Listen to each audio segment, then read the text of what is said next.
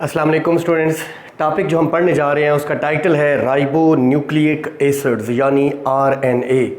हमने last topics में DNA के बारे में डिटेल्स देखी थी। इस टॉपिक में हम आरएनए के बारे में डिटेल्स देखेंगे। आप लोग जानते हैं कि डीएनए से आरएनए बनता है न्यूक्लियस के अंदर। एक प्रोसेस है जिसका नाम है ट्रांसक्रिप्शन में जो आरएनए पॉलीमरेज एंजाइम्स इस्तेमाल होते हैं वो डीएनए से आरएनए बनाते हैं। डीएनए एक डबल स्ट्रैंडेड मॉलिक्यूल है, एक डबल स्ट्रैंडेड पॉलीमर मॉलिक्यूल है, जबकि आरएनए सिंगल स्ट्रैंडेड मॉलिक्यूल है जो कि अपने ऊपर लिपट के डबल स्ट्रैंडेड बना सकता है। यानी अगरचे ये सिंगल स्ट्रैंड है लेकिन इसका स्ट्रैंड जैसे जीसी हेयर पिन बनती है वो रिवर्स होकर अपने ऊपर डबल स्ट्रैंड बना सकता है। तो न्यूक्लियस के अंदर होता है डीएनए और आरएनए के फंक्शंस साइटोप्लाज्म में। तो न्यूक्लियस से डीएनए से आरएनए बनता है प्रोसेस ऑफ ट्रांसक्रिप्शन के ज़रिए और फिर ये न्यूक्लियर पोर्स से निकलकर ये साइटोप्लाज्म में आ जाता है और साइटोप्लाज्म के अंदर आकर इसके फंक्शंस हैं। इसकी 3 इकसाम हैं जो कि हम इस टॉपिक में इन डिटेल देखेंगे। उनमें से एक है मैसेंजर आरएनए जो कि डीएनए का मैसेज है, कोड मैसेज है for the synthesis of proteins. यानी ये जो मैसेंजर आरएनए है ये डीएनए के अंदर जो एक जीन होता है, जो एक प्रोटीन की सिंथेसिस के लिए डीएनए का सीक्वेंस होता है जिसको एक जीन बोलते हैं, उस जीन की ये ट्रांसक्राइब्ड फॉर्म है। यानी ये उसका ये कोड मैसेज है जो कि न्यूक्लियस से डीएनए की कॉपी बना के इधर आता है साइटोप्लाज्म में और वहाँ पर राइबोसोम्स के ऊपर प्रोटीन सिंथेसिस करवाने के लिए वो जो इन्फॉर्मेशन चाहिए, वो जो कोड मैसेज चाहिए वो प्रोवाइड करता है। दूसरा ट्रांसफ़र आरएनए हम देखेंगे। ट्रांसफ़र आरएनए बी साइटोप्लाज्म में आता है, ये बी उधर न्यूक्लियोलस में असेंबल होता है राइबोसोम और आता है किधर मींस के बनता है ट्रांसफ़र आरएनए और आ जाता है साइटोप्लाज्म में। इसका काम है साइटोप्लाज्म के अंदर से जो 20 काइंड्स के एमाइनो एसिड्स हैं प्रोटीन सिंथेसिस के लिए जो चाहिए होते हैं उनको ट्रांसफ़र करना किधर राइबोसोम्स की सरफेस पर, क्योंकि प्रोटीन सिंथेसिस मशीनरी जो है राइबोसोम्स है, राइबोसोम्स की सरफेस के ऊपर प्रोटीन सिंथेसिस होती है। तो प्रोटीन सिंथेसिस के लिए जो अमाइनो एसिड्स दरकार हैं वो मुंतकिल करेगा ट्रांसफ़र आरएनए। और राइबोसोमल आरएनए जैसा कि नाम से ज़ाहिर है ये राइबोसोम्स बनाता है। राइबोसोम्स क्या हैं? प्रोटीन फैक्ट्री हैं, ग्रैनुलर स्ट्रक्चर्स हैं, मेम्ब्रेन बाउंड ऑर्गेनेलीज नहीं हैं। ये तमाम तरह के सेल्स में होते हैं, इवन प्रोकैरियोटिक सेल में, यूकैरियोटिक सेल में, और वहाँ पर जो प्रोटीन की सिंथेसिस है वो होती है। इसलिए हम इसको कहते हैं protein synthetic machinery. This is that factory where the proteins are synthesize, right. So जो राइबोसोमल आरएनए है वो 40 to 50% राइबोसोम में वो होता है और 40 to 50% राइबोसोमल प्रोटीन्स होती हैं, दोनों मिलके राइबोसोम्स बनाती हैं। तो राइबोसोम्स के ऊपर दूसरा प्रोसेस होता है जिसको कहते हैं ट्रांसलेशन। ट्रांसलेशन में क्या होता है? मैसेंजर आरएनए के कोड मैसेज को मुंतकिल किया जाता है एमाइनो एसिड्स के सीक्वेंस प्रोटीन के अंदर। इसको बोलते हैं सेंट्रल डोग्मा, यानी transcription plus translation both are collectively called as central dogma of molecular biology, या इसको जीन एक्सप्रेशन भी बोलते हैं। जीन एक्सप्रेशन मींस कि डीएनए का सीक्वेंस जो कि एक जीन होता है वो आरएनए में, पहले मैसेंजर आरएनए में, देन इनटू प्रोटीन कन्वर्ट हो जाता है। तो इसको जीन एक्सप्रेशन, ये central dogma of molecular biology, transcription and translation बोलते हैं। इस टॉपिक में और कॉन्जुगेटेड मॉलिक्यूल एंड पे हम डिस्कस कर रहे होंगे कि 2 डिफरेंट कैटेगरीज के मॉलिक्यूल जो आपस में कंबाइन होते हैं और एक नया मॉलिक्यूल बना देते हैं, उसको कॉन्जुगेटेड मॉलिक्यूल कहते हैं। यानी गैदरिंग से, ग्रुपिंग से, कम्बिनेशन ऑफ 2 डिफरेंट मॉलिक्यूल्स के मिलने से बनता है कॉन्जुगेटेड मॉलिक्यूल। इनके बॉडी के अंदर स्ट्रक्चरल रोल है, इनके फंक्शनल रोल हैं। इस टॉपिक के अंदर हम ये सारी चीज़ें इन डिटेल डिस्कस कर रहे होंगे। मैं आपको एक और बात बता दूं, हमारे इस टॉपिक में ये आरएनए का जो टॉपिक है बहुत ज़्यादा डिटेल्ड नहीं है, बस सिंपल सी चीज़ें हैं, ना कोई डायग्राम्स ड्रा की हैं, ना ही कोई डिटेल्ड बताई है। बस मैं जो चंद चीज़ें अब आपसे शेयर करता हूँ। RNA stand for ribonucleic acid. This is single stranded molecule but it can fold on itself to make the double stranded structure. इसके न्यूक्लियोटाइड्स कौन से हैं? इसमें भी 4 न्यूक्लियोटाइड्स होते हैं। AMP adenosine monophosphate, UMP uridine monophosphate, GMP guanosine monophosphate and CMP cytidine monophosphate. DNA और इसमें फ़र्क ये होता है कि डीएनए में होता है डीएएमपी, डी टीएमपी, डी जीएमपी और डीसीएमपी, यानी डीऑक्सी राइबोन्यूक्लिक एसिड उसमें न्यूक्लियोटाइड्स होते हैं।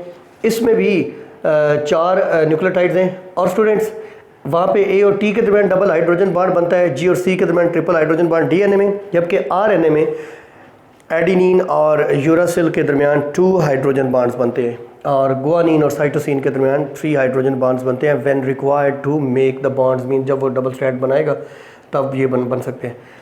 ट्रांसक्रिप्शन के प्रोसेस से बनता है आरएनए, यानी all kinds of RNA, no matter messenger RNA, transfer RNA, ribosomal RNA, all types of RNAs are synthesized from DNA during a process called as transcription, which takes place inside the nucleus. Why? Because the DNA is present inside the nucleus, and from DNA RNAs are synthesized, so this process will take place inside the nucleus. One thing more, the RNA polymerase enzymes function in the process of transcription. Students भूल जाते हैं, replication transcription में गड़बड़ कर देते हैं, तो मैं बताया करता हूँ कि ट्रांसक्रिप्शन में डीएनए से आरएनए बनता है, जो बनता है वो आरएनए पॉलीमरेज, और रेप्लिकेशन में डीएनए से डीएनए बनता है, जो कि बनता डीएनए वहाँ पे डीएनए पॉलीमरेज। याद रखने के लिए स्टूडेंट्स 3 टाइप्स आरएनए की, messenger RNA which is denoted by mRNA, transfer RNA which is denoted by small t RNA, ribosomal RNA which is denoted as small r RNA। हम इनको one by one in detail discuss करेंगे। Messenger RNA, this is 3 to 4% of all RNA in the cell, यानी जो cell के अंदर तमाम किस्म का आरएनए उसका सिर्फ 3 to 4% मैसेंजर आरएनए होता है। और इसकी लेंथ कितनी होती है, मैसेंजर आरएनए की लेंथ कितनी होती है, ये वेरिएबल लेंथ होती है, जितनी प्रोटीन उतनी लेंथ का मैसेंजर आरएनए। हमें मालूम है जेनेटिक कोड ट्रिपलेट कोड होता है, यानी 3 न्यूक्लियोटाइड मिलकर एक एमाइनो एसिड के लिए कोड करते हैं। अगर एक प्रोटीन की लेंथ 1000 एमाइनो एसिड है, 1000 एमाइनो एसिड, तो उसका जो मैसेंजर आरएनए होगा उसकी लेंथ कितनी होगी, 3000 होगी। 1000 ज़रब 3, 3000। हमारे पास एग्जांपल है इंसुलिन, एक हार्मोन है ह्यूमन बॉडी में जिसके अंदर 51 एमाइनो एसिड हैं। अगर उसमें 51 एमाइनो एसिड है तो उसका मैसेंजर आरएनए कितनी लेंथ का होगा, 51 मल्टीप्लाई बाई 3, 153 न्यूक्लियोटाइड वाला मैसेंजर आरएनए इंसुलिन के लिए कोड करेगा। सो मैं कहना ये चाह रहा हूँ कि प्रोटीन्स की लेंथ मुख्तलिफ होती है, जैसे हीमोग्लोबिन में 574 एमाइनो एसिड्स हैं, तो जितने एमाइनो एसिड प्रोटीन के अंदर उसी लेंथ का messenger RNA, so its length very for each protein. Students, function क्या है messenger RNA? As the name suggest, it is the code message of DNA of a gene to synthesise a protein. आप समझ लीजिए, DNA का sequence जो एक protein की synthesis के लिए होता है उसको एक जीन कहा जाता है। एक जीन का आरएनए ट्रांसक्राइब होके बनता है। So this is the genetic information. I must से it takes the genetic information from DNA in the nucleus to the cytoplasm over the ribosome surface to synthesize the protein. This is the genetic information, gene की information है। Next one is transfer RNA. As the name suggests, transfer RNA, it transfers the amino acids from cytoplasm up to the surface of the ribosome for the synthesis of protein. Transfer RNA is noted by small t RNA. This is 10 to 20%. जैसे messenger RNA 3 to 4% था, ये 10 to 20% of all RNAs inside the cell होता है।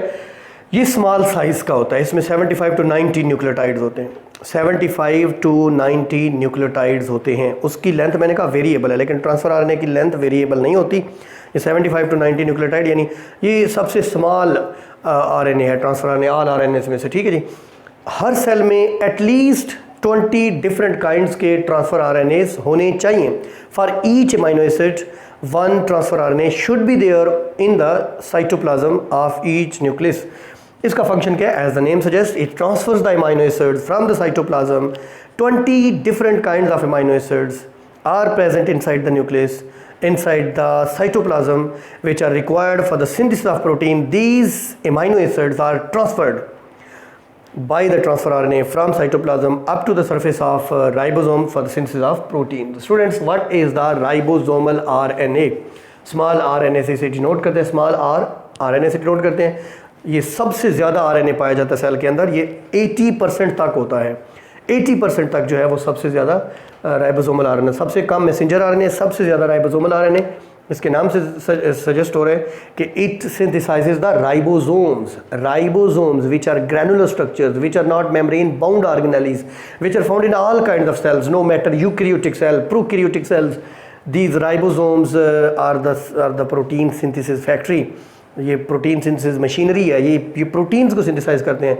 सो ribosomal RNA plus ribosomal proteins combine together and make the ribosomes. The two structures means one is smaller subunit, other one is the largest subunit. That is the extra details, I am not going towards that.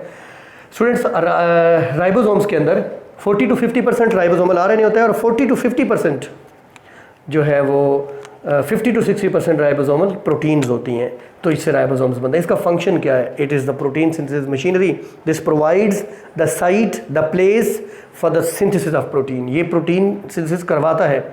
Next एक छोटा सा topic हमें given है जिसका नाम है conjugated molecules, two different molecules belonging to two different categories combine together and make a conjugated molecule. What is the definition of conjugated molecule?